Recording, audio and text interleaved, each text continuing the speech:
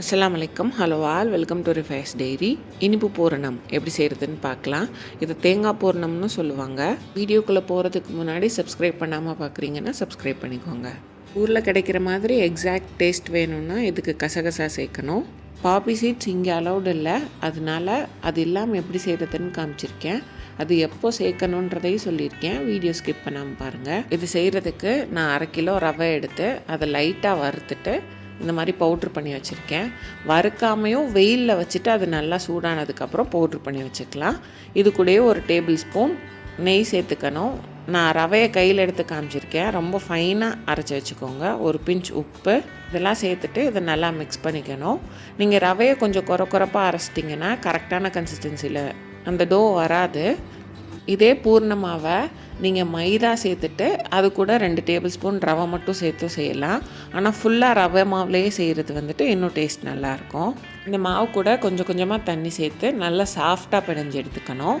பிணைஞ்சு வைக்கும்போது கொஞ்சம் லூஸாக இருந்ததுனாலும் பிரச்சனை இல்லை. ரவை நம்ம சேர்த்துருக்க தண்ணியெல்லாம் அப்சர்வ் பண்ணிவிட்டு மாவு கரெக்டான கன்சிஸ்டன்சியில் வந்துடும். வறுத்துட்டு அரைக்கிற ரவை மாவை நல்லா ஜலிச்சு எடுத்துக்கணும். ரொம்ப டைட்டாக பிணைஞ்சி வச்சிட்டோன்னா நம்ம பரத்திட்டு பூர்ணம் போட்டு எடுக்கும்போது அது ரொம்ப ஹார்டாக வந்துடும். அதனால கொஞ்சம் லூஸாகவே பிணைஞ்சி வச்சுட்டு இதுக்கு மேலே கொஞ்சமாக நெய் தடவிட்டு இதை ஒரு 1/2 மணி நேரத்துக்கு டிஸ்டர்ப் பண்ணாமல் ஊற விட்டுடுங்க. பூரணம் உள்ள வைக்கிற ஸ்டஃபிங்க்கு நான் 1/2 கப் தேங்காய் எடுத்திருக்கேன். இது ஒரு பெரிய தேங்காவை துருவி எடுத்தது. இந்த மாதிரி நல்லா சாஃப்டாக துருவி எடுத்துக்கோங்க. நீங்கள் துருவி எடுக்கலைன்னா சில்லாக எடுத்துகிட்டு மிக்சர் ஜாரில் போட்டு லைட்டாக 2 தடவை பல்ஸ் பண்ணி எடுத்திங்கன்னா இந்த மாதிரி வந்துடும். இந்த தேங்காய் துருவலை ஒரு பேனில் சேர்த்துட்டு இதில் உள்ள ஈரப்பதமெல்லாம் போகிற அளவுக்கு நல்லா வறுத்து எடுத்துக்கணும். இது கலர் மாதிரி வரணும் அந்த மாதிரிலாம் எதுவும் இல்லை. இதில் உள்ள ஈரப்பதம் மட்டும் போனால் போதும்.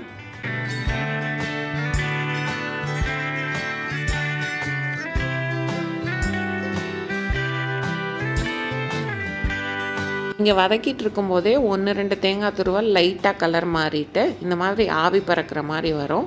இது கூட சேர்ந்து கை விடாமல் ஒரு 2 நிமிஷம் மட்டும் வதக்கிட்டு அப்படியே எடுத்துருங்க. இந்தளவு நல்லா வதங்கி வந்ததுக்கப்புறம் இதை நல்லா ஆற விட்டுட்டு ஒரு பவுலில் சேர்த்துக்கலாம்.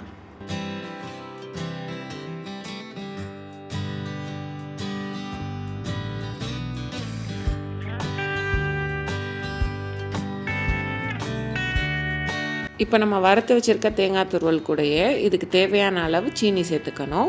3/4 கப் சீனி சேர்த்துருக்கேன். 3/4 கப்லேருந்து 1 கப்புக்குள்ளே எவ்வளோ தேவைப்படுதோ அவ்வளோ சேர்த்துக்கலாம். இது கூடயே 100 கிராம் கசகசா வறுத்துட்டு சேர்த்துக்கோங்க. எனக்கு இங்கே கசகசா கிடைக்காது, அதனால நான் அது சேர்க்கலை. நான் வெறும் தேங்காய் பூவும் சீனியும் மட்டும்தான் சேர்த்துருக்கேன். கசகசா சேர்த்திங்கன்னா ரொம்ப டேஸ்ட்டாக இருக்கும். தேங்காயும் சீனியும் நல்லா கலந்து வர மாதிரி மிக்ஸ் பண்ணி வச்சுக்கணும். இப்போ நம்ம பிணைஞ்சி வச்சுருக்க டோ எடுத்து இந்த மாதிரி நல்லா ஒரு தடவை கை வச்சு அழுத்தி பிணைஞ்சி எடுத்துக்கணும்.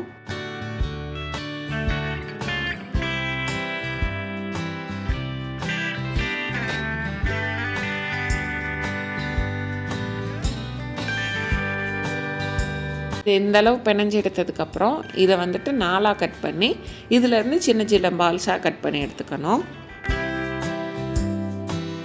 இந்த மாதிரி சின்ன சின்னதாக கட் பண்ணி எடுத்துக்கோங்க.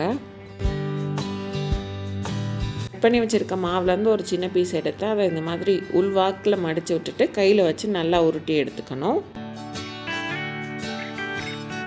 இப்போ இதை ஒரு கவுண்டர் டாப்லேயோ இல்லைனா ஒரு பரத்துற கட்டையிலையோ வச்சுட்டு லைட்டாக அழுத்திட்டு பரத்திட்டு மறுபடியும் எடுத்து போட்டுட்டு மறுபடியும் பரத்தணும். இந்த மாதிரியே பரத்தி நல்லா மெல்லிசாக பரத்தி எடுத்துக்கணும்.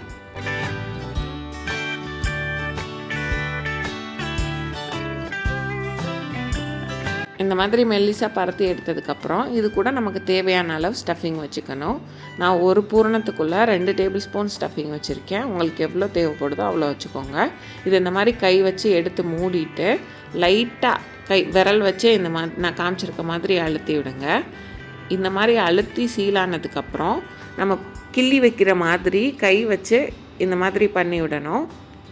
அப்போனா மாவு சீலும் ஆகிடும், இந்த மாதிரி டிசைனும் கிடச்சிடும்.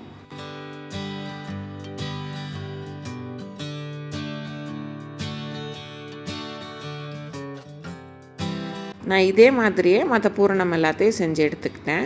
இப்போ ஒரு பாத்திரத்தில் எண்ணெய் வச்சு எண்ணெய் நல்லா காஞ்சதுக்கப்புறம் நம்ம செஞ்சு வச்சுருக்க பூரணத்தை சேர்த்து பொரிச்சு எடுத்துக்கணும்.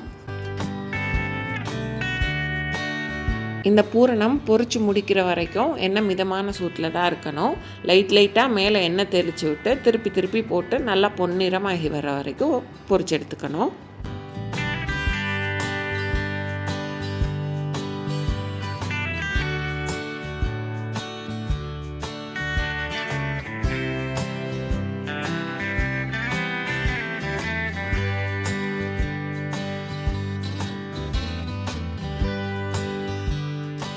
மாதிரி நல்லா கலர் மாதிரி வந்ததுக்கப்புறம் எடுத்துட்டோன்னா இனிப்பு பூரணம் ரெடி. இது நல்லா சூடு ஆறுனதுக்கப்புறமா ஒரு ஏர்டைட் கண்டெய்னரில் போட்டு வச்சுக்கோங்க. அப்போ தான் எப்போ எடுக்கும்போதும் முறுமுறுன்னு இருக்கும். நான் இப்போ இந்த பூரணத்தை பிச்சு காமிச்சிருக்கேன். இது வெள்ளையாக தான் தெரியும். நீங்கள் இது கூட கசகசா சேர்த்திங்கன்னா கலர் மாறி வரும். இது கூட பாயசம் சேர்த்து மிக்ஸ் பண்ணி சாப்பிட்டா ரொம்ப டேஸ்ட்டாக இருக்கும். ட்ரை பண்ணி பாருங்கள். ட்ரை பண்ணிவிட்டு எப்படி இருந்ததுன்னு கமெண்ட்ஸில் சொல்லுங்கள். வீடியோ பிடிச்சிருந்தா ரிஃபைஸ் டைரி லைக் பண்ணுங்கள், சப்ஸ்கிரைப் பண்ணுங்கள்.